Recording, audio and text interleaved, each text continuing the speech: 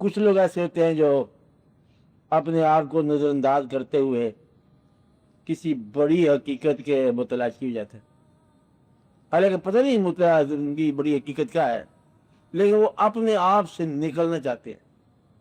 مثلاً شام کو کھانا کھایا کچھ لوگوں نے، کھانا کھاؤ، سیر کرو، دودھ گرم ٹھنڈا پیو اور سو جاؤ۔ وہ آدمی جو ہے نا وہ سوئے گا نہیں، کیونکہ سونا اپنے آپ میں گم ہونا ہے نا، وہ اپنے آپ سے بیدار ہو جائے گا۔ کوئی ایک آدمی جو ہے نا وہ باقی یہ مزاج سے الگ ایک مزاج بن جائے گا کہ اب یہ اپنے آپ سے نکلنا چاہتا ہے، وہ جاگنا شروع ہو جائے گا، سونے والوں کو دیکھنا شروع ہو جائے گا، کتاب دیکھ لے گا، نہیں تو کوئی زندگی دیکھ لے گا، کوئی 4 سال ستارے ہی دیکھ لے گا۔ مطلب یہ مزاج جو ہے نا یہ اپنے آپ سے پار نکلنے کا مزاج۔ کچھ لوگ اپنے مزاج میں گم ہو جاتے ہیں، کچھ اپنے مزاج سے باہر نکل کسی بڑے مقصد کے لیے۔ ایسا انسان جو کسی بڑے مقصد کا متلاشی ہو جانے بغیر، وہ پھر کچھ عرصہ کے بعد محسوس کرتا ہے کہ اپنے سے کسی بڑی چیز کی تلاش یہ ہمیں اس انسان سے ملے گی جو ہم سے زیادہ آشنا ہو یا ہم سے زیادہ دسترس رکھتا ہو۔ انسانوں کو انسانوں سے ہی بلند افکار ملا کرتے، انسانوں کو انسانوں سے ہی اپنی منزل کی تلاش ملا کرتی ہے۔ اب یہاں پر جب بات آئی کہ انسان کا انسان سے تعلق ہونا لازم آیا، اب سوال آپ صاحب کو شروع ہوتا ہے کہ انسان تعلق پیدا کس طرح کرے۔ یہ تو ہے نا تعلق کی اہمیت، اپنے سے بڑا خیال، اپنے سے علاوہ خیال، اپنی زندگی کے علاوہ زندگی، اور اپنے سٹیٹس سے علاوہ سٹیٹس کی تلاش جو ہے نا وہ انسان کو انسان تک لے جاتی ہے۔ اب آگے تعلق کیسے، تعلق کا طریقہ آسان ہے۔ جب آپ یہ فیصلہ کر لو کہ تعلق بنانا ہے کسی ذات کے ساتھ، تو پہلی چیز اختر صاحب جو غور کرنے والی ہے وہ یہ ہے کہ آپ کے دل میں کبھی اس شے کی تمنا نہیں ہو سکتی جب تک اس شہر نے اپنے دل میں آپ کی تمنا نہ کی ہے۔ آپ بات سمجھ رہے ہیں؟ کیونکہ یہ کبھی نہ سمجھ لینا کہ آپ کی تمنا کر رہے ہو، یہ یہاں ہر قدم گائیڈڈ ہوتا ہے۔ یہاں کا ارادہ جو ہے نا کسی ارادے کا یہ نتیجہ ہے، اس سفر کا ارادہ بھی کسی ارادے کا نتیجہ ہے۔ آپ اس سفر پر چل رہے ہو، منزل کی طرف چل رہے ہو، تو اصل میں مطلب منزل آپ کی طرف چل رہی ہے یا آپ منزل کی طرف چل رہے ہو، فاصلہ کام ہوتا جا رہا ہے۔ اب یہ نہیں پتہ کون چل رہا ہے، جو آگاہ ہے وہی چلنا چاہیے، کیونکہ ہم تو آگاہ نہیں ہیں، تو لہٰذا اگر منزل آگاہ ہے تو وہی قریب آ جاتی ہے۔ یہ مشکل بات ہے، ذہن میں رکھنا کبھی کام آئے گی۔ یہ سفر آگاہ کا ہوتا ہے، اور ایک نووارد جو اس راستے پر چل رہا ہے وہ کیا سفر کرے گا، سمجھے نا، تو وہ سفر کھا رہے تھے پتہ ہی نہیں ہے۔ اور اگر کبھی مثال جب قرب حاصل ہو جاتا ہے تو پھر آگاہ نے سفر کیا، غیر آگاہ سفر نہیں کر سکتا۔ آپ سمجھ رہے ہیں نا؟ اگر آپ کا مثال ہو گیا مرشد کے ساتھ کوئی دوستانہ ہو گیا تو پھر آپ تو اس قابل نہیں ہے کہ آپ دوستانہ کر سکو، تو یہ اسی کا فیض ہے۔ اس میں لوگوں نے وہ مطرح کہا کہ دیدار کے قابل تو کہاں میری نظر ہے، یہ تیری عنایت ہے کہ رخ تیرا ادھر ہے، کیونکہ ہم اس قابل ہی نہیں ہو سکتے۔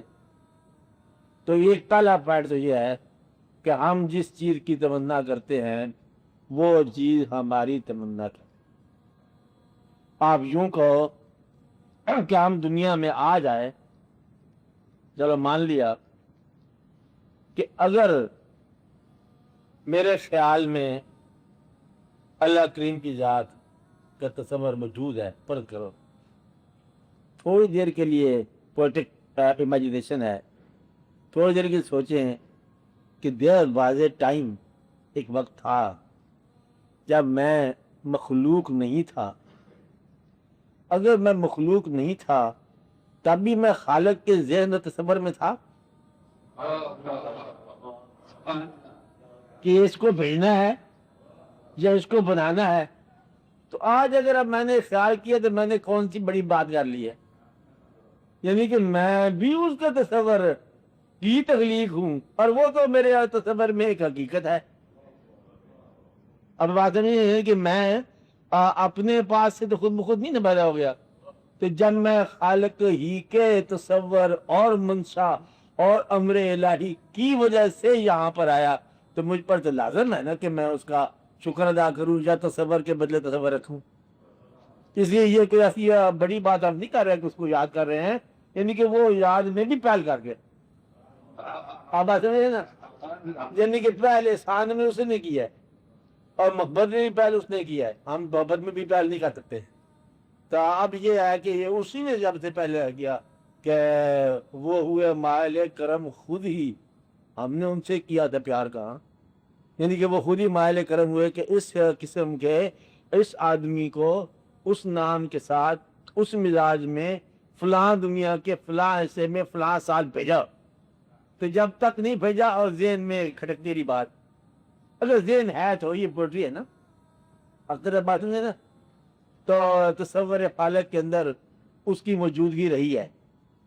اور پھر جب مخلوق کی شکل میں حاضر ہوا دنیا میں، اب اس کے اندر اس کے ذہن میں مخلوق شدہ ذہن میں خالق کا تصور ہو جائے تو یہ کوئی بڑی نیکی بھی نہیں ہے، یہ کوئی بات انصاف پہ نہیں ہے، یہ تو ویسے نہیں آتا ہے.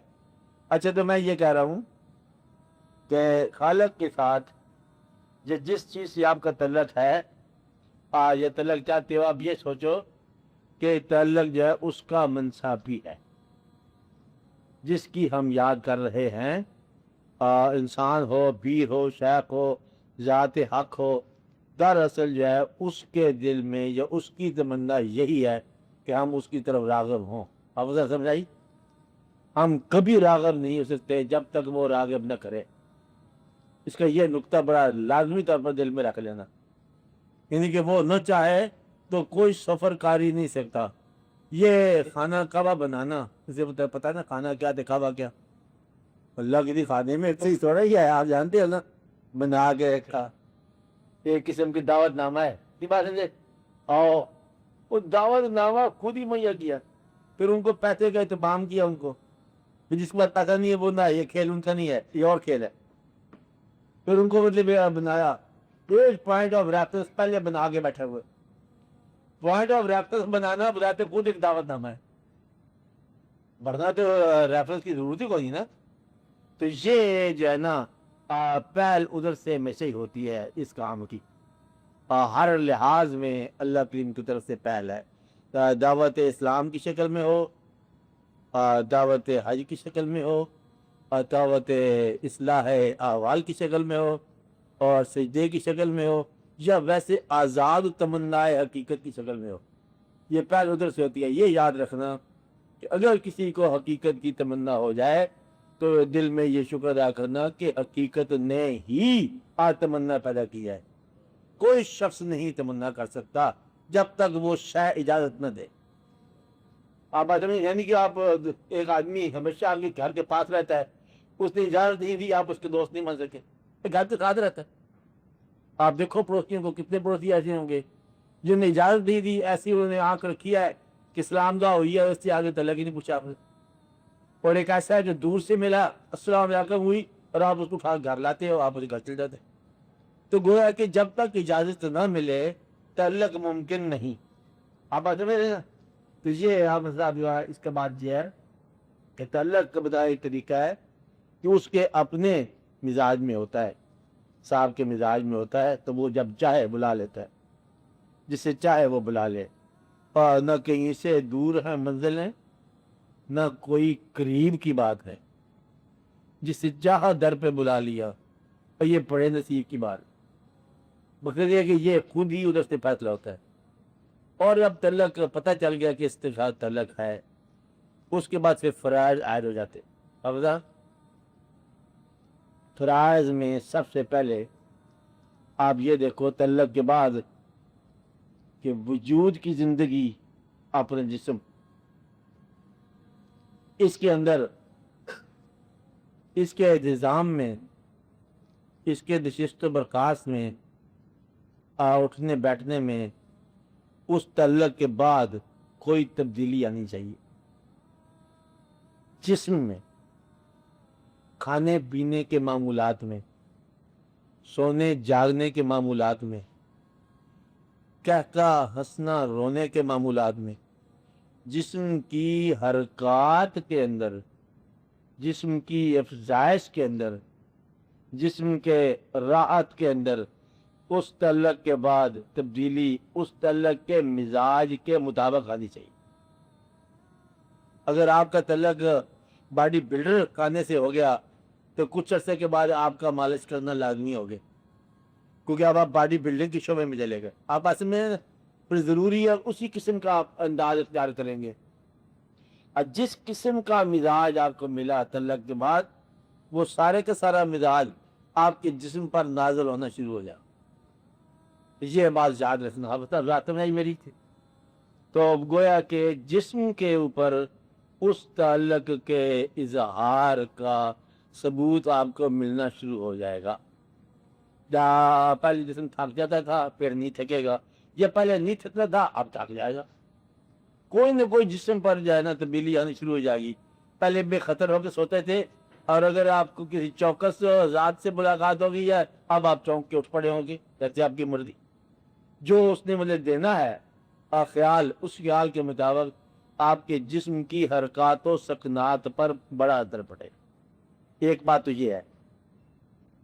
دوسرا، اس تعلق کے بعد آپ کے زندگی کے جو باقی انعامات ہیں وہ سارے کے سارے اس تعلق کے محتاط ہونا شروع ہو جائیں گے۔ جو آپ کی زندگی کے باقی انعامات ہیں، مثلا ابھی آپ حضرات نے پڑھا کہ آپ اس سے پہلے کہ وقت ختم ہو جائے آپ اپنے خرچ اخراجات کو اس کی مرضی کے تابع کر لو، کہ ایسا نہ ہو کہ پھر یہ ہاتھ سے موقع نکل جائے۔ تو گویا کہ عبادت صرف یہی نہیں کہ وجود کی حرکات، عبادت آپ اپنے حاصل کو بھی پراپر ایلوکیشن ہے۔ یہ بھی ایک بڑی ضروری چیز ہے کہ آپ اپنے وجود کی حرکات کو اگر آپ عبادت سمجھتے ہیں یا تعلق سمجھتے ہیں کہ پیر صاحب نے بلایا جی تو ہم تو عرس پر چلے گئے، آپ سمجھیں نا بار، لیکن اپنے باقی جو زندگی کے اندر جو شعبے ہیں ان میں سے آپ نے کوئی شعبہ تابع نہیں کیا اس کے حال کے، تو نتیجہ یہ ہے کہ خالی تابع داری جو ہے نا وہ تابع داری نہیں گنی جائے گی۔ آپ اپنے جسم کے، اپنے وجود کے باقی شعبے بھی اس خیال کے تابع کر دیے۔ باقی شعبے کیا ہیں؟ اولاد ایک شعبہ ہے، آپ کا علم شعبہ ہے، مرتبہ شعبہ ہے، آپ کی کمائیاں شعبہ ہے، آپ کے لوگوں کے ساتھ تعلقات ایک شعبہ ہے۔ یعنی کہ ایک بار اگر تعلق حقیقت کے ساتھ ہو جائے تو آپ کی وابستگیاں اور انسانوں سے تعلق بدلنے شروع ہو جائیں گے، آپ کے ذرائع آمدن بدلنے شروع ہو جائیں گے، آمدنیں بڑھنی شروع ہو جائیں گی یا گھٹنی شروع ہو جائیں گی، یا آپ کی صحت اور طرح سے ہونی شروع ہو جائے گی، آپ کی زندگی ساری کی ساری بدلنی شروع ہو جائے گی۔ تو دانا اور سنسیئر تعلق والا وہ ہوتا ہے جس کا ایک تعلق کے ساتھ ہی ساری زندگی کے مکمل شعبے بدل جائیں۔ آپ بات سمجھیں آپ صاحب؟ یعنی کہ ایک خیال جو ہے نا وہ سب خیالات کے اوپر تبدیلیاں لاتا گیا اور تبدیلیاں ہی کر دی، ارچہ کو بدل دیا۔ حتیٰ کہ کہتے یہ ہیں، ابھی کہتے ہیں کہ اور کب کہتے ہیں، مطلب یہ جو آپ کا کمرہ ہے اس کے اندر بھی آپ کا خیال جو ہے نا کمرے کی سیٹنگ بدل دے گی۔ آپ سے بات سمجھائیے آپ کو؟ مثلا اگر ہمارا خیال ہو کہ زیادہ آدمی کو ہم نے اکٹھا کرنا ہے، تیرا کمرہ بڑا بنا دیں گے، یہی ہے نا؟ اور اگر ہمیں یہ خیال ہو کہ جی زیادہ آدمی کو ضرورت نہیں ہے، ہم درمیان دیوار ڈال دیں۔ آگے جانا یہ بات، جس قسم کا آپ کا انتظار ہے وہی آپ کی حقیقت ہے۔ آپ بات سمجھ رہے ہیں نا؟ تو گویا کہ آپ اپنے دل میں سوچو کہ آپ فرق آپ کا انتظار ہے بہشت، آپ کہاں جانا چاہتے ہو؟ بہشت۔ کوئی تصور تو ہوگا نا بہشت میں آپ کا، اور یہ بہشت میں کم از کم جو ہے نا جھگڑا نہیں ہوتا، سارے مل کے رہتے ہیں، یہ تو بات ہے نا۔ چلو آپ بہشت کے اندر جانے کی خواہش کر رہے ہو تو آپ تو جھگڑا نہ کرو نا، کیونکہ آپ تو بہشت چاہیے۔ تو بہشت میں کوئی خواہش ایسی نہیں ہوگی جو پوری نہیں ہوگی۔ چلو یہ آپ اپنے علاوہ کسی انسان کی کوئی خواہش پوری کر دو، یا کسی انسان کی ساری خواہشیں پوری کر دو، اسے بہشتی بنا دو اپنے علاوہ، تو پھر آپ کو بات سمجھ آئے گی۔ بہشت کے اندر دیدار حقیقت، دیدار الہی ہوتا ہے، اور اگر یہی وجہ ہے بہشت میں جانے کی، دیدار الہی ہے، تو اللہ کا یہ ارشاد ہے کہ جو یہاں اندھا ہے وہ وہاں بھی اندھا ہوگا۔ تو گویا کہ دیدار حقیقت یا دیدار الہی جو بہشت میں لازمی طور پر ہے اور بہشتیوں کا حصہ، وہ اس عالم میں، اس دنیا میں بھی ممکن ہے۔ یہ جو شخص کہتا ہے کہ میں بہشت میں جا کے دیکھوں گا اور یہاں میرے پاس قائم نہیں ہے، وہ بہشتی آدمی نہیں ہے۔ آپ سمجھے کہ بہشتی آدمی یہاں تو یہاں بڑا مصروف ہوں، بہت ہی زیادہ کاروبار سے لگا ہو، بھائی تو کاروبار میں لگا ہوا ہے تو بہشت کوئی تیرے کاروبار سے کم چیز تو نہیں ہے نا، کہ جب تو کاروبار سے فارغ ہوگا تو بہشت میں چلا جائے گا۔ لوگ تو کاروبار وائنڈ اپ کر کے بہشت میں گئے ہیں، اور تو کاروبار کامیاب کر کے جانا چاہتا ہے بعد میں۔ یہ تیری غلطی ہے کہ تم نے اس کی پرائرٹی نہیں رکھی۔ تعلق کو پرائرٹی دینے سے تعلق محفوظ ہوتا ہے۔ اصل بات سمجھے نا، تعلق تعارف کا ہوتا ہے۔ میں کہتا ہوں جھوٹے کا تعلق نہیں سچ کے ساتھ ہے، ہمیشہ جھوٹ بولتا ہے، ہمیشہ سچ کے ساتھ تعلق رکھتا ہے، سب کو ہے، لیکن پرائرٹی کا قصہ ہے، ترجیحات کا۔ تو اگر آپ حقیقت کو ترجیح دو اپنے باقی کارناموں پر، باقی واقعات پر، تو پھر آپ کی ترجیح بذات خود ہی حقیقت ضرور ہے۔ ترجیح دینے کا عمل بذات خود ایک حقیقت ہے۔ اب بات سمجھ رہے ہیں؟ دوسرا، جب اللہ کے ساتھ تعلق ہو جانے کا امکان پیدا ہو جائے، تو کسی بندے سے تعلق اللہ کے لیے نا بتا، ہاں، امکان جب پیدا ہو جائے، پھر ایک بات بہت ضروری ہے کہ آپ کم از کم اپنے غم اور اپنی خوشی اس تعلق کے حوالے کریں۔ خوشی آئی ہے، والہانہ نہ ہو جاؤ، غم آیا ہے تیرا حد سے بڑھانا دو اس کو، کیونکہ غم بھی اسی نے بھیجا ہے جس نے خوشی بھیجی۔ تو تعلق والے لوگ غم اور خوشیاں دونوں کو حد میں رکھتے ہیں اور ان کو اس کی اجازت کے مطابق گزارتے ہیں۔ آپ پھر بات ہی سمجھے، مطلب شادی ہو رہی ہے، لیکن اس نے کہا کہ شادی اس طرح گزارو کہ پتہ نہیں چلے، چپ کر شادی کر دی جائے۔ شادی ہو رہی ہے گھر میں اور پتہ نہیں چل رہا شادی ہوگی تعلق کے مطابق، کیونکہ تعلق محفوظ رکھنا تھا۔ تعلق نے کہا اس کو یوں شادی سے غم پورا آ رہا ہے گھر میں، تعلق نے کہا غم کو ایمپلیفائی نہ کرو، لاؤڈ نہ کرو، خاموش، غم کو مدھم سروں میں گزار دو۔ یعنی کہ غم اور خوشی یہ دو مقامات ہیں جو تعلق کو زیادہ محفوظ کرتے ہیں۔ اگر غم اور خوشی اس کے تابع کر دی جائے نا تو وہ تعلق بہت چمک جاتا ہے۔ اب بات سمجھائی؟ اگر لالچ کو اور خوف کو اگر اس تعلق کے مطابق کر دیا جائے تو پھر تو اور ہی کامیابی ہو جاتی ہے نا۔ نہیں بات سمجھے؟ ضرورت ہو کہ تعلق جو ہے اس وقت میری بڑی سخت ضرورت ہے، مجھے یہ چیز چاہیے، تعلق کہتا ہے نہیں تم اس وقت میرے ساتھ چلو، وہ جی بہت فرض ہے، بچے کا کاروبار ہے، اس وقت بچے کو نوکری کا معاملہ ہے، تو تعلق کہتی ہے آپ میرے ساتھ چلو، ہم اسٹیشن پہ جا رہے ہیں۔ اگر یہ ضرورت اس کے تابع کر دی تو تعلق بڑھ گیا۔ تعلق جو ہے یہ ضرورتیں خوف آپ کے، پھر میں ڈر رہا ہوں، پر سب ڈر رہا ہوں، مجھے لگتا ہے اندیشہ، تو چھوڑ اندیشہ کو، نہیں شیر میں خود دیکھ رہا ہوں، میرے پاس آ رہا ہے، وہ کیا کہتا ہے چل چھوڑ، ڈرنا نہیں ہے، تو پھر ڈر بھی نکال دو سکھانے پر۔ اور فاقے کا ڈر ہے اور مشہوری غیر مشہوری کا ڈر ہے، کم شہرت یا بد شہرت کا ڈر ہے، اب آتے میں بدنامی کا ڈر ہے. وہ کہتا نہیں، اس کے کہنے پر ڈر بھی چھوڑ دیا، اس کے کہنے پر انٹرسٹ چھوڑ دیا، خوف چھوڑ دیا، شوق چھوڑ دیا، ضرورت چھوڑ دی. اگر یہ ساری چیزیں اس کے ہم تابع کر دیں تو پھر وہ تعلق اتنا اسٹیبلش اور واضح ہو جاتا ہے کہ پھر ہر چیز اس میں اجاگر پیدا ہو جاتی دوبارہ. آپ بات سمجھے کہ سمجھے؟ اب بتا بات سمجھے؟ یعنی کہ آپ اپنی خوشیاں اور غم تعلق کے حوالے کر دو. پہلے جسم پر کہا میں نے، جسم کی نشست و برخاست، کھانا پینا، دوستوں کی وابستگی، رشتہ داروں کا انتخاب، زندگی کے شب و روز میں عادات کا، اتوار کا انقلاب آنا شروع ہو جائے گا. آپ بتا سمجھے؟ پیسہ حاصل اور معلومی، یہ اس تعلق کے مداد بدلنی شروع ہو جائے گی. پیسے کا استعمال بدلنا شروع ہو جائے گا اس تعلق کے مداد. کہ ہم پہلے پیسے کو گن گن کے سوتے ہیں، اس نے کہا گننا منع ہے، پھر ہم گنے بغیر کر رہے ہیں. اب آج اس نے کہا کہ اس میں یوں ایسا خرچ کر دو، ہم ویسا خرچ کر دیتے ہیں. تو گویا کہ اس آمدن میں بھی آج چینج آ گیا، دوستوں کے حلقے میں چینج آ گیا، دشمنوں کے حالے میں تبدیلی آ گئی. جو اس تعلق سے ہم حاصل کرتے جاتے ہیں وہ ابھی سے حاصل کرنا شروع کر دیا. اب آج سمجھ رہے؟